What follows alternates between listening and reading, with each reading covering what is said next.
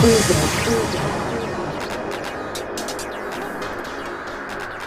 Matt Spinelli, one of the big surprises from last weekend's PSX conference was the announcement of Rez Infinite. And I know you're a big fan of the original game. What was the thing that most excited you about this one?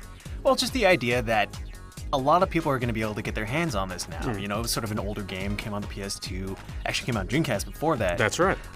But just sort of having this sort of weird rhythm music shooter game sort of get in the hands of gamers since it's been sort of an iconic one, you know. Yeah, and I guess the big thing too was, you know, the fact that they announced it for PlayStation VR. I mean, you can apparently also play it just as a normal PlayStation 4 game, but I guess the big hook for PSX was the fact that you can strap on a PlayStation VR headset and move around that world.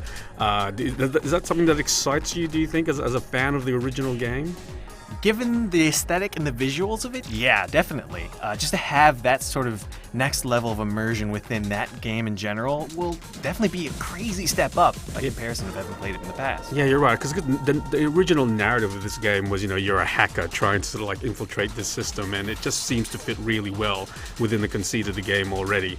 And I guess one of the things that the original creator of the game, Tetsuya Mizuguchi, was actually on stage in this sort of silver glowing suit showing it off, and apparently that thing actually has sort of like motion sort of like vibrators at like all the different points throughout it as well to try and sort of recreate some of the sounds and, you know, sort of impact of the game, from the game itself. So that was kind of a weird thing, I thought.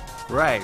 And you got to try that out, right? Yeah, I didn't get to fit in the silver suit itself because, you know, they told me that's only for really skinny people, and I'm not really skinny.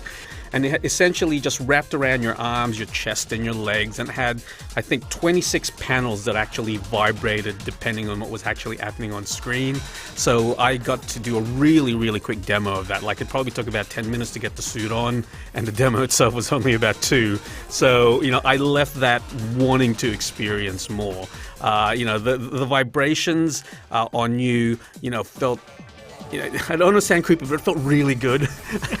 You know, and then I guess that's the main question people have with this thing, you know, like, how does it actually feel? But it did feel really good. It felt, you know, you did feel a lot more connected to, you know, the music within the game and what you were actually trying to do. It was kind of strange, though, because we were talking with the developers afterwards, and they was telling me that, you know, the suit itself and all the different sort of like pressure points on it actually vibrated like at different strengths. So, you know, it would have sort of light touches and more sort of like, you know, more hardcore vibrations. But in the short demo I had, it was kind of really hard to discern some of that stuff because, yeah, it was so quick.